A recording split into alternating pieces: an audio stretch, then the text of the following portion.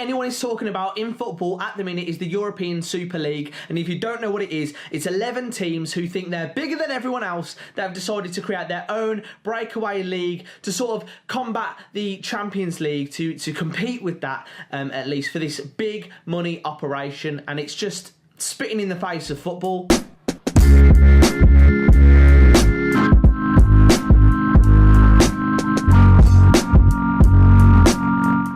Guys, it's Brummy Joe, back with another video. I thought it was an important topic, so I wanted to jump on it and get my thoughts across, as well as some of the latest news, because there's new stuff coming out every single day, every single hour almost, in terms of what these clubs are doing. There was a huge reaction to the announcement of the ESL not too long ago, a couple of days ago, and I feel like while it's a disgrace, an absolute disgrace for football, the way that the fans have reacted, the way that the pundits, the former players, some of the teams themselves have reacted, has shown a real positive light at this sort of dark time. You know, these big clubs, it's just all about money, and this whole thing just tears away from the integrity of the Premier League, the integrity of football itself, and it's absolutely shocking. First and foremost, football wasn't invented in 1992. Sky didn't invent football. It's been around for centuries, and it's not the big money players running around on the pitch. It's not these fancy productions.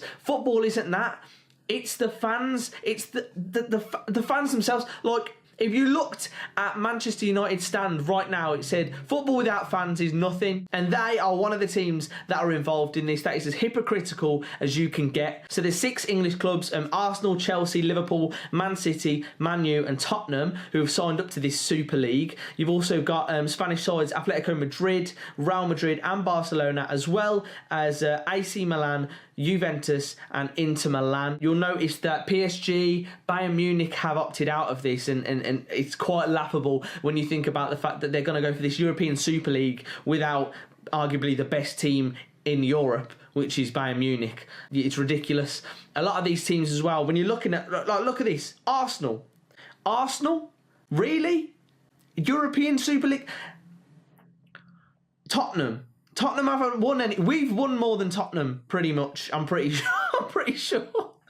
I don't understand it. And the thing is, what I've read up about it is that they would prioritise this because there's so much money that they can get out of this European Super League, which will be played midweek, similar style to the Champions League, that they would actually go to the Premier League, and when they're playing in the Premier League, they'd play weakened teams. What is the reward for playing in the Premier League? What is the reward, you know, even like going down to Championship level? Like, yes, not everyone is going to get promoted and finish in the top 4 or whatever. But look at Leicester. Leicester is a prime example. What motivation do clubs have to try and compete with these big clubs? One, it was already unfair enough because these clubs are getting so much money pumped into them. You're looking at your Man Cities, especially, your Chelseas, even the rest of them. But those two are prime examples. Man U, Arsenal, they're all spending ludicrous amounts of money. That was already a barrier in itself, because a lot of these teams at the bottom half of the Premier League, or even outside the top 6,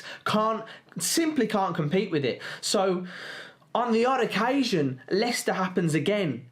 Something like that happens again. What is their reward? What is their reward if West Ham are to make it to the top 4, or any of these teams that could have a really good season make it into the top 4? There's no reward. And also, they're competing against teams that aren't really that bothered about the league, because they're not bothered about the Champions League. Are they going to be banned from the Prem? I have no idea. This whole situation is ludicrous, and I don't see what reaction they expected to get. I think they were expecting a reaction, probably what I thought the reaction was going to be, where it was like there'll be uproar and then it'll be forgotten about, because that's what happens. That's what happens with a lot of things. There is uproar and people easily forget things. But this has gone as far as the government. This has gone as far as the clubs themselves, the managers of the clubs that have been involved in this, such as Pep, questioning it. And I've even had, like, literally breaking news. Like, today you've had Chelsea and Man City planning to withdraw from this, which is massive. And this is why I'm saying the reaction from the fans, from the pundits, from everyone in the football world coming together to say this can't happen. What are you trying to do? You're ruining football. You are ruining this ancient game that has connected so many people. And you've got to remember, a lot of these clubs, it's not about money. It's never been about money. It's about working class people taking a break away from their life, from their stress, from their work, their hard graft that they're doing day in, day out. They get down to the football. They can enjoy some proper football. Yes, it's gone a bit fancy. It's gone a bit fancy. That's the football that I grew up with. I grew up with the Premier League. I was born in 95. I've always had the Premier League there. But when you look, even looking back, if you were around in the earlier days, you would be absolutely disgusted. And I even am now. Even though I've grown up with all this money around football, how far can it really go? They are going to milk it until it's absolutely dry and there's nothing left to get out of the game, until the game is this robotic thing. It's not what it's meant to be. It's not true. It's not proper football. It's horrible, man. It's disgusting. 150 years this game has been going on. You look back at, the World War I, World War II, England and Germany, they stopped on Christmas Day to have a kickabout. Like, it goes all the way back. It goes all the way back, and it's just money, and it's not just football. It's not just football. It's across the world. Greed is a horrible thing. It really is a horrible thing, and you're seeing it in football right now. The Premier League is like our pride and joy. It's the top, and a lot of clubs will never get there, but there's teams even in League One. You look at Wolves, who were in League One, and now they're playing football that takes them on the brink of Europa League. You've got clubs who aren't very good, who are coming up, and they've got a hope that one day they can build a team that will get in the Premier League. And when they do get in there, they can have a good season. They can maybe get in a final of a cup, get into Europe, get into the Champions League, even if they finish in the top four. It's not unheard of, but you've got a club of these teams that have just decided to form this league together that you can't get relegated from, you can't get into. It's just they're there. What does this mean for the integrity of football? It's abhorrent. Like, I find it ridiculous. But like I say, you're looking at the reaction. You look at the reaction that's come from the fans, from everyone. Woodward leaving his role at Manchester United. Now, what does that actually mean? It says, according to various sources, Ed Woodward will leave his role as executive vice chairman of Man U at the end of 2021. An official announcement is to come. This is the impact that this is having, the reaction he's having, and that's why speaking up is huge. Like Patrick Bamford so aptly said as well, we need this reaction for other things. We need this reaction for racism in football because it is not acceptable. Like, it's great to see everyone in football come together and fight for the right cause, but you have to remember as well, like, I'm praying that this can be used for other things as well. For homophobia in football, for racism in football, for all these things that we don't want in our game. We need to come together like this as well for those things. And we're going to get somewhere with that as well. And I know it's going to take time, but hopefully we're moving in the right direction with that. As for the European Super League, which sounds like something in the Avengers or something, I'm not sure. Yes, Chelsea and Manchester City are planning to withdraw. So Manchester City pulling out of Super League. City have told organisers that they no longer want to be part of the 4.6 billion scheme. Well, how nice of them. How noble of you, Man City. It's only when you get the bad reaction. When it was all the money there, didn't mind. But, there's a bit of a bad reaction. We better leave. We didn't want to be involved. It's not... What was that voice? But you know what I mean? Fair play. They're pulling out. But it's only because of the pressure. They don't care. They just don't care about football. They only care about money. And that's the problem. That's, like I say, it's further than football. That's all that people care about. It's not about the game, and it's sad because that's not what matters anymore, apparently.